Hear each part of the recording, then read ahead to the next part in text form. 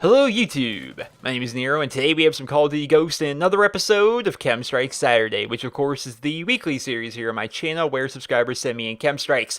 This is a very nice one. It was sent in to me by a guy named Falco, who I believe was on one previous episode of KEM Strike Saturday before, and I'm very glad to have him on the show here again, especially because it's such an awesome gameplay. So what we got going on here is a match of Team Deathmatch on the map Dynasty, which is one of the 4 new maps that we got with the Nemesis DLC, and we're running around with the K7 submachine gun. While it's one of my favorite guns in the game, it's definitely a very underused submachine gun. Actually, just a very underused weapon in general, right? People just don't use the K7 that much. I mean, when the game first came out, sure, because it looked a lot like the MP5. Then they kind of realized, oh, well, the Vector and the MTAR and now the Ripper, these are all way better guns. So people end up using that a lot more, and people don't use the K7 in turn. So let's talk about the perks real quick before we get into this as to what perks he's using for this video. So the first perk, Ready Up. Very good overall perk. Everyone uses it just about in every video.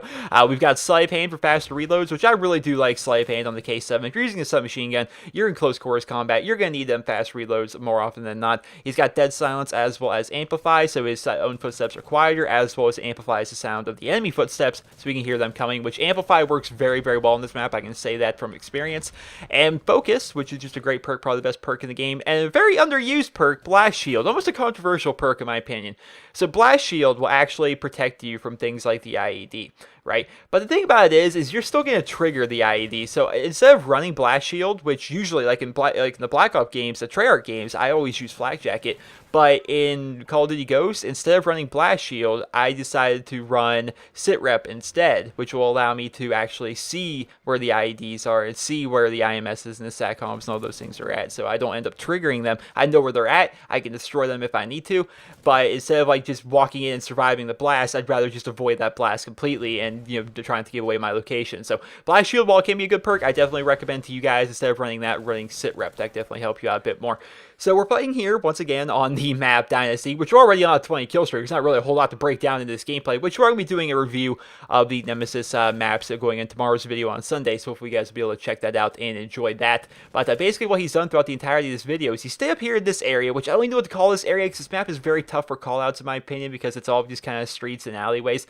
But throughout the majority of the video, you're going to find him either being up here in this staircase area, which you'll be seeing me tearing up the staircase in my video tomorrow, as well as he'll be towards the middle building, which the middle building, which I did my walkthrough of, the middle building works out rather well because it's like, okay, you go in here, you can either get to a specific part of the map very quickly, or you're going to find a lot of people in that middle building, which ends up working out rather well. So he's constantly just kind of going back and forth towards the middle building. He was also checking out the underground section a little bit to pick up kills there, but it's very hard to break down this KEM Strike, I honestly feel as though, because one, I'm pretty new to the map, 2, I really don't know the callouts that well, but that's okay, because the KEM Strike is already picked up. He already has it as he runs it here towards the middle building. This is the middle building, by the way. You can literally enter it from like any point in the map, and you can exit it from like any point in the map. That's just really how this building works. Like if you're looking for kills, you come inside here, you can usually find somebody. And if there is nobody in there, you can use the middle building itself to actually access a different portion of the map rather quickly. Let's say you want to get from one half of the map to the other very quickly, you go right through that middle building.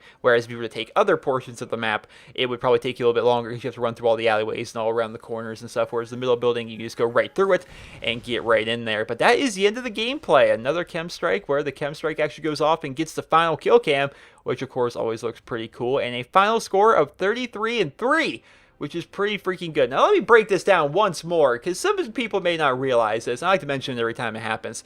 The man was playing Team Deathmatch. Do you realize how hard it is to get a KEM Strike in your standard 6v6 Team Deathmatch? Let me break this down for you guys.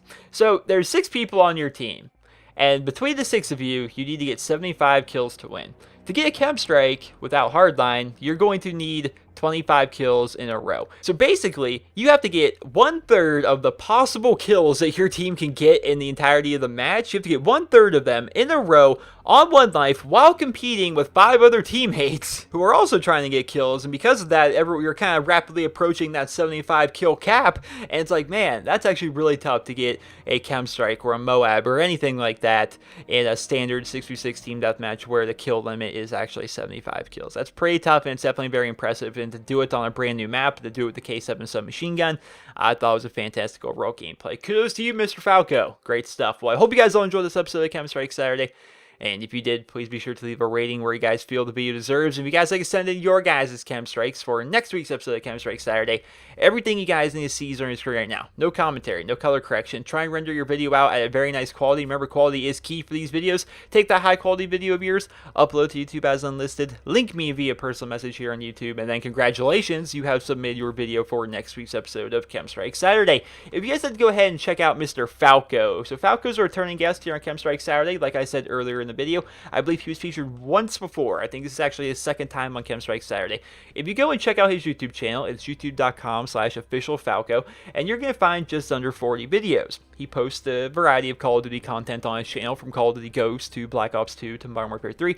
So he does Chem Strikes and live commentaries, as well as he's been making some videos recently discussing his thoughts on Call of Duty Advanced Warfare. And I have a lot of videos around that same kind of subject I've got planned. I've got some theories, some hypotheses. I've got some cool ideas for some videos revolving around Advanced Warfare coming up in the future. But in the meantime, you guys should go ahead and check out Falco's channel. Once again, that is youtube.com/officialfalco. You guys go check him out and see his thoughts on Advanced Warfare. You guys need to check out what he's thinking about Advanced Warfare, as well as he's got some really good gameplays on his channel if you guys want to check that out. So hope you guys all enjoyed this video. And if you did, please be sure to leave a rating. Hope you guys all have a wonderful day.